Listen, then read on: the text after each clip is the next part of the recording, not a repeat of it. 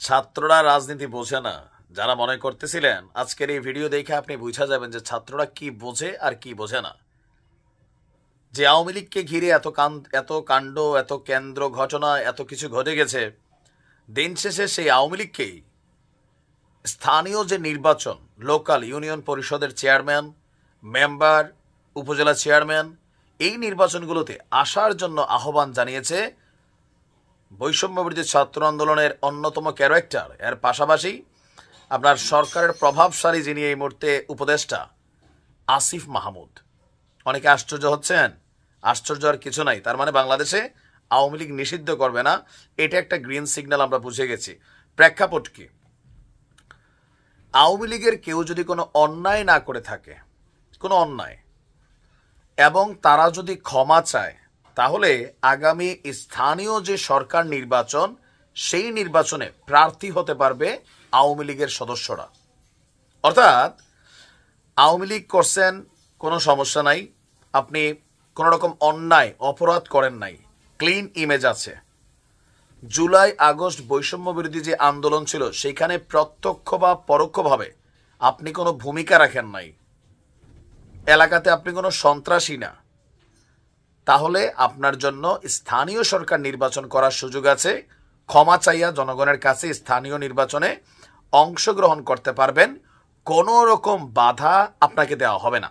তবে যারা গণহত্যায় জড়িতরা, নেতাকর্মী বা মামলার আসামি, শুধু তারাই নির্বাচনে অংশ নিতে পারবেন না।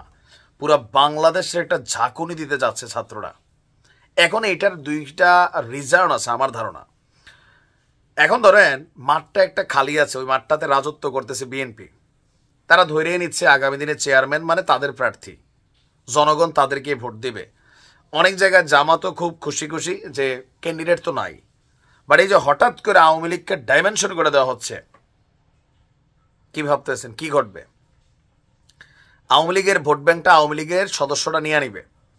আপনি মনে রাখেন যে এই চান্সটা যদি সরকার দেয়, হাজার হাজার নেতাকর্মী ক্লিন ইমেজের কিন্তু আওয়ামী লীগের আছে। সব যে গণহারে খারাপ ছিল তা না, লোকাল পর্যায়ে অনেকেই ভালো মানুষ, কিন্তু আওয়ামী লীগের আমলে তারা জায়গা পায় নাই। কারণ কি?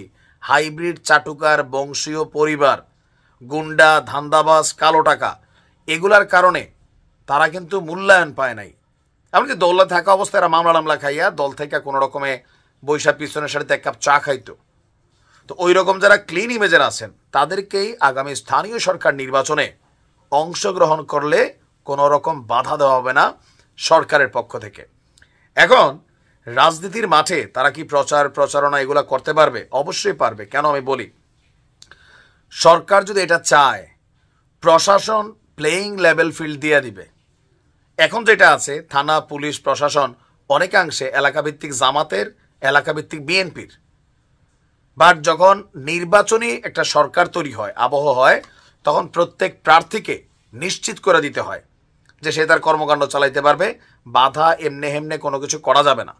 আর ইউনূস সরকারের জন্য এটা একটা অগ্নি পরীক্ষা যে তিনি জাতীয় সংসদ নির্বাচন কতটা ভালো করবেন, স্থানীয় সরকার নির্বাচন দিয়ে তিনি এটা প্রমাণ করবেন। তো সেই ক্ষেত্রে আওয়ামী লীগের প্রার্থী আছে মানে ওই এলাকাতে তার প্রচারণা কর্মকাণ্ড তিনি দেদারসে চালাইতে পারবেন। এখন হঠাৎ করে আসলে কি হইল, রাজনীতির যে উত্থাল পাতাল সমীকরণ, সেই সমীকরণের ছাত্রদের মেধাটা কোন দিকে গেছে বুঝছেন? দেখা যাক কি হয় নির্বাচনে। ভালো থাকবে।